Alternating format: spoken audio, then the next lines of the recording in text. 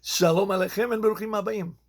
Moshe Lagnado here speaking under the auspices of Kollel, Baruch Ahavat Yisrael in Southern California, and Sha'rei Tziyon in Brooklyn, New York.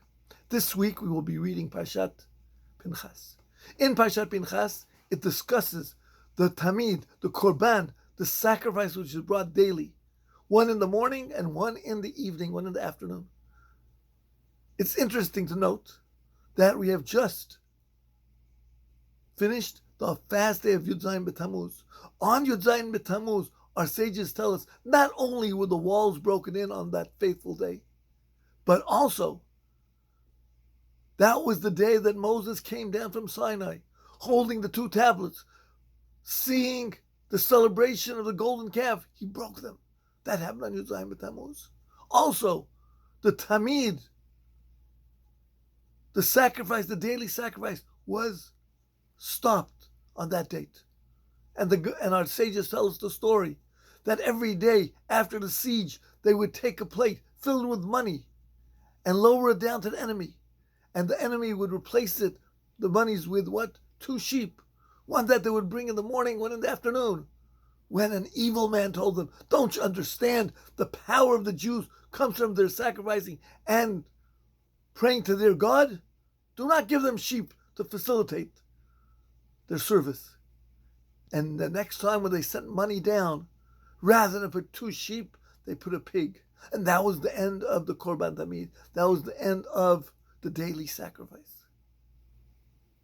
So that is one of the things which we remember on Yud Zayin Tammuz, and unbelievably, that is what we discuss in Parshat Pinchas, that obligation.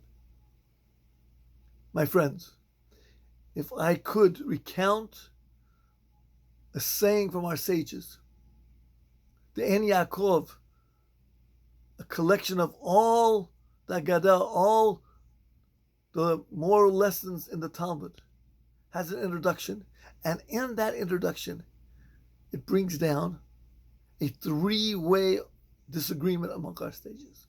What is the most inclusive pasuk in the Torah?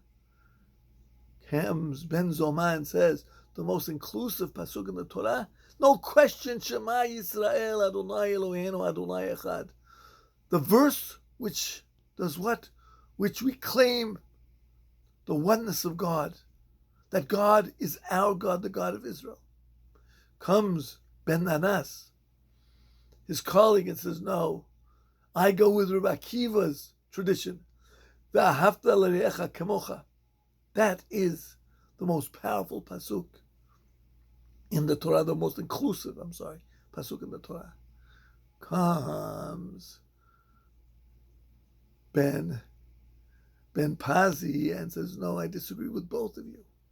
The most inclusive pasuk is this pasuk, which is related in the korbanot, the sacrifices, the daily sacrifices. And it says, Et hakeves echad taseh baboker, ve'et hakeves hasheni taseh ben arba'im. In the morning you'll take the lamb and sacrifice it. And in the evening you'll take the other lamb and sacrifice it. My friends, I am bewildered. Yes, I can understand Ben Zoma, Shema Yisrael. What a powerful pasuk, inclusive of all our beliefs. The belief that God is one and He gave us His Torah, that is so great. And I can understand also Ben Danas, V'ahavta l're'echa kamocha, that we have to be a moral nation, and then we'll be able to connect to our God. But the pasuk that Ben Azai brings down, how do I understand it? How is that all inclusive? And to make matters worse, comes one of the colleagues and says, and who is correct? The correct one is the one who brings the pasuk of the Tamid, the one who brings down the pasuk that every day you will bring a korban. And what is the meaning of it all? And maybe we could suggest an answer. Yes, what is the greatness of the pasuk of Keves Echad? that is consistent. Every day the Kohen brings a korban, one in the morning, one in the evening, no matter what. Comes this great sage and tells us the Torah expects of each one of us consistency. Every day, 3 times a day we pray. We put on our tefillin, the men. We put on our tzitzit. Every day we are consistent and we are reliable. Just like the whole universe is consistent. Every morning the sun rises. Every evening the sun sets.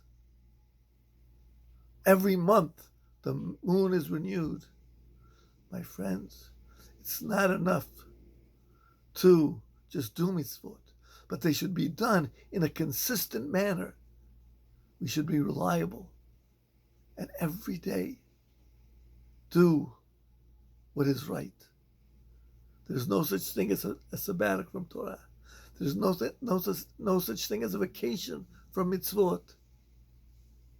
It is a concept of doing it every day of our lives. Ki hem chayenu ve'orech yamenu. The same way we don't stop breathing till our final moment. The same way the Torah is our spiritual air. Bezrat Hashem.